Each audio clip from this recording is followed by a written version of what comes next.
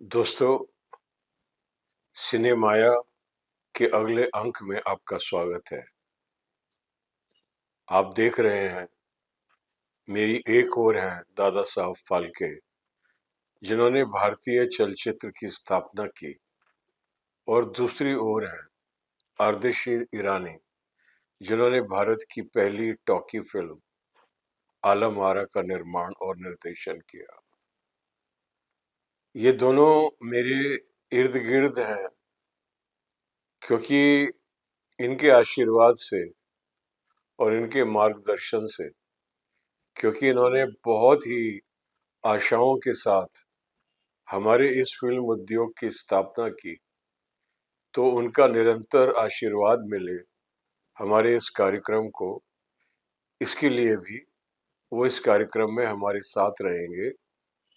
जब हम यहाँ से उठ के पॉडकास्ट में जाएंगे, इंटरेक्ट करेंगे, तब ये सेटअप चेंज हो जाएगा, तब हम एक दूसरे सेटअप में चले जाएंगे। लेकिन इस कार्यक्रम का एक स्थायी सेटअप जो अभी हम देख रहे हैं यही रहेगा। तो 2025 की शुरुआत जो हुई वो सोनू सूद द्वारा निर्मित और निर्देशित फिल्म फतेह की रिलीज के साथ हुई, और ये फिल्म अपना पहला हफ्ता पूरा कर चुकी है और तकरीबन 11.5 करोड़ की इसकी कमाई हुई है। अभी पिछले फ्राइडे कंगना रनावत जी की फिल्म, जिसका उन्होंने निर्माण और निर्देशन और जो मुख्य पात्र है वो भी वही प्ले कर रही हैं, उसका नाम है इमरजेंसी। उसने वीकेंड पे 10.5 करोड़ का टोटल अभी तक बिजनेस किया है। इस गति से वो पूरे हफ्ते 15 करोड़ तक शायद टच कर जाए। कहने का मतलब ये है कि किसी भी मानदंड से इन दोनों फिल्मों को कामयाब फिल्म नहीं कहा जा सकता। और ये अगर एक चांस होता तो भी कोई बुराई नहीं थी, लेकिन ये एक कंटिन्यूटी की तरह से चल रहा है।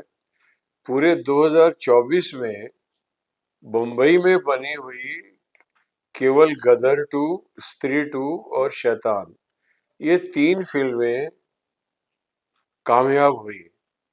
पुष्पा 2 मुंबई में बनी हुई फिल्म नहीं है, डब पिक्चर है।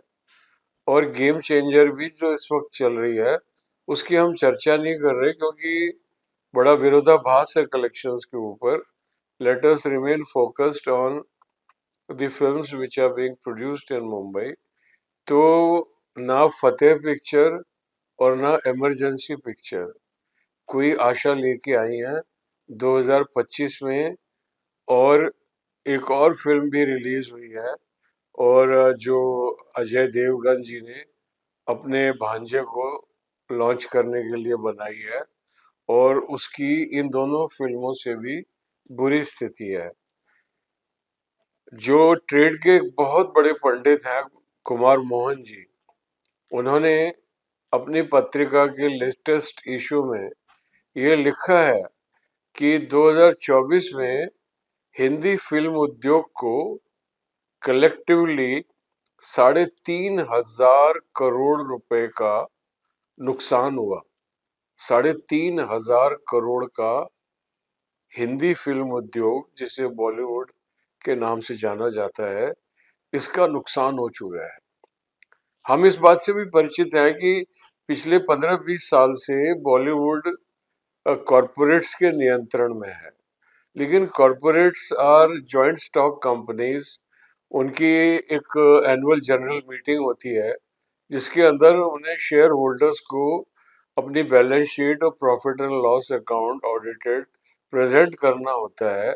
और कोई भी कॉरपोरेट लगातार लॉसेस को नहीं कैरी कर सकता।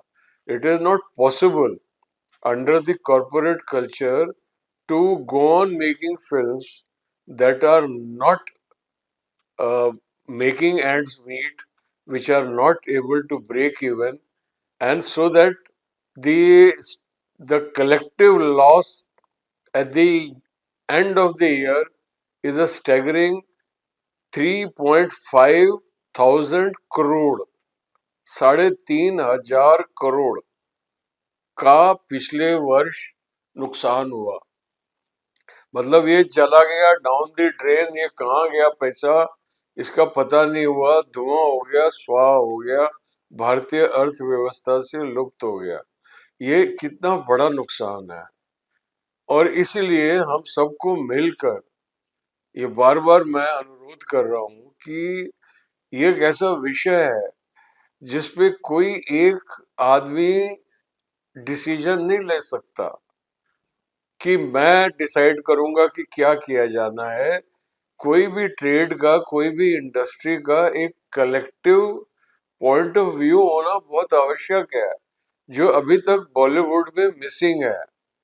तो हम सिनेमाया नामक अपने इस कार्यक्रम से इस प्रयास में लगे हैं कि किस तरीके से हम बॉलीवुड को संगठित करें और इन सब मुद्दों के ऊपर चर्चा करें कि हमारी फिल्में क्यों ब्रेक इवन नहीं कर पा रही हैं।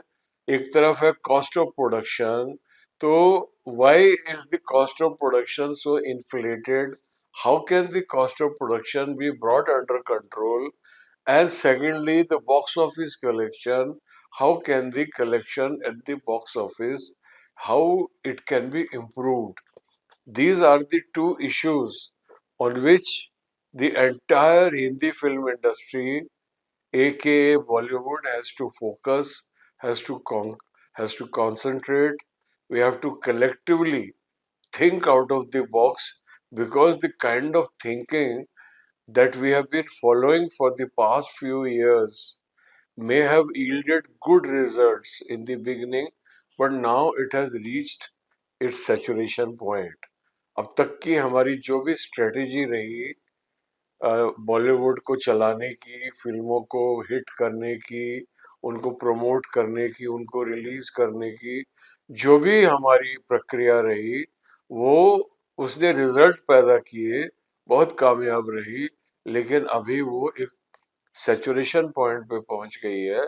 इसलिए हम इस कार्यक्रम के माध्यम से मिलेंगे उन सभी लोगों से जिनका निर्णय फिल्म उद्योग के भाग्य पर एक प्रभाव छोड़ता है।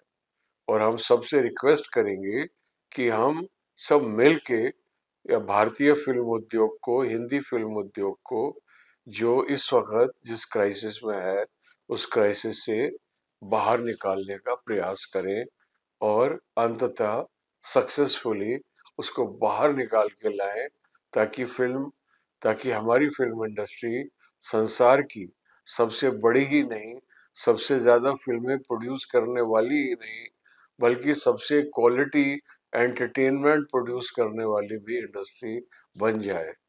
इन्हीं इसी कामना के साथ आज का मैं ये एपिसोड समाप्त करता हूँ। धन्यवाद।